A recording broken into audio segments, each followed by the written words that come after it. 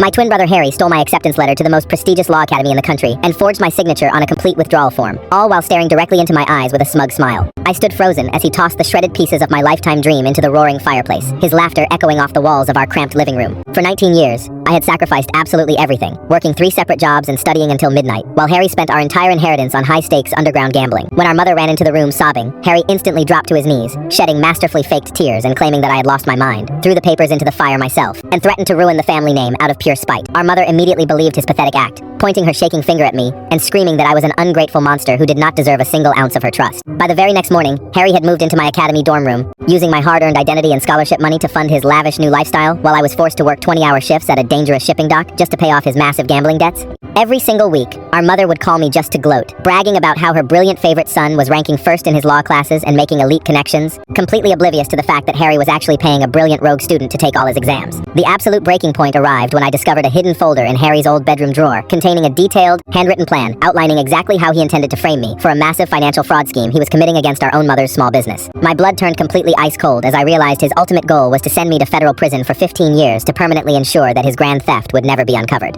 I spent 3 sleepless nights gathering ironclad evidence, tracking his secret bank accounts, recording his illegal transactions, and obtaining a full confession from the student who wrote his exams. On the night of his grand graduation ceremony, I walked right up to the main stage in front of 500 people, grabbed the microphone from the dean, and blasted the audio recordings through the massive auditorium speakers. The entire crowd gasped in absolute horror as Harry's voice boasted about the fraud, while our mother collapsed into her chair, realizing the devastating truth of his ultimate betrayed trust. Harry lunged at me in a blind, furious rage, screaming that I had ruined his perfect existence, but the police tackled him to the ground before he could even touch me. I looked down at my weeping mother and my ruined brother, knowing that the sweet taste of revenge could never truly erase the deep scars of his ultimate, twisted dishonesty. My twin brother Harry stole my acceptance letter to the most prestigious law academy in the country and forged my signature on a complete withdrawal form, all while staring directly into my eyes with a smug smile.